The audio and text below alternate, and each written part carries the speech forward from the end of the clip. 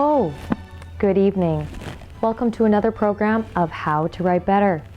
This evening, we'll be looking into the art of the short story and how to tackle one of the most difficult forms of prose.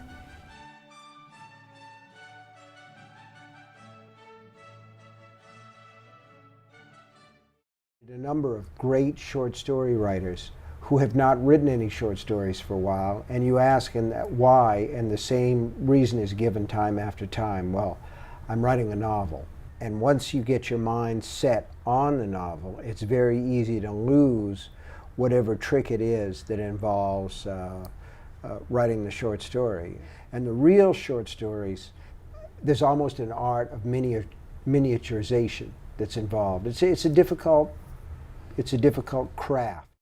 Many distinguish novels and short stories solely on length, but there are other factors to consider.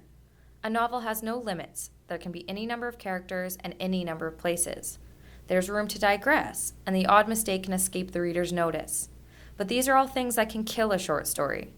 Author Deborah Willis says short stories are so difficult because they take more commitment and more stamina to one idea. I think in a short story, a page or a paragraph can just do a lot of work. And I often get frustrated reading novels because I feel like you could have showed me what you showed me in 30 pages, you could have showed me that in 3 pages.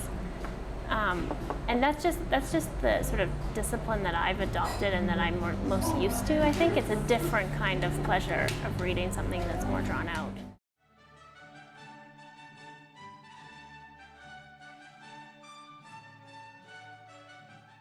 Oddly enough, many short story writers say they avoid planning. Alice Munro says she never plans out stories before she writes them. She simply starts with a memory, an emotion, or a scene at a certain point in time and runs with it. So if the case is focusing on life as it happens, characters must come to life immediately. Something has to happen or something has to change. Even if a character decides not to do something, that's still something happening.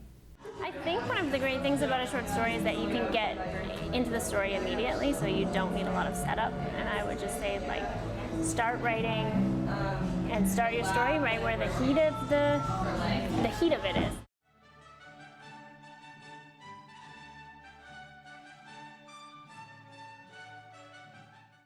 Many short stories seem to be more about the character, as there isn't room to develop lengthy, complex plots like in a novel. If character development is the focus, a writer needs to know their characters inside and out in order for the reader to get to know them quickly. Alice Munro says she always has to know her characters in a lot of depth. What clothes they choose, what they were like at school, their eating habits, basically anything and everything.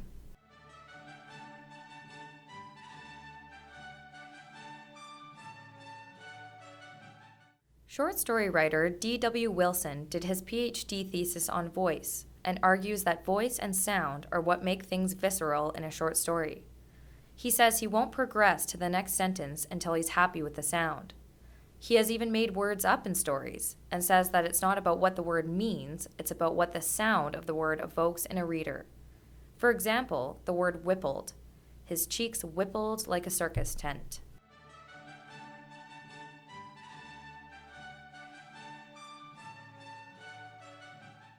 Kurt Vonnegut says every sentence must reveal a character or advance the action.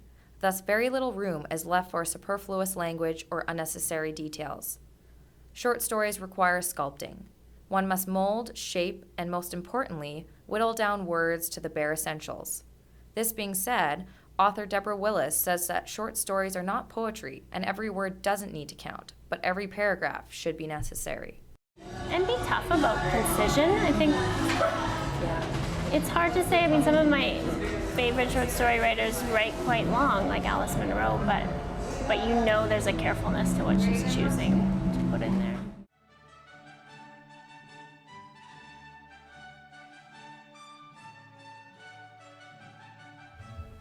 And that's our program for the evening. Next week, we'll be exploring how to write a slightly longer story. Thanks for watching. Good night.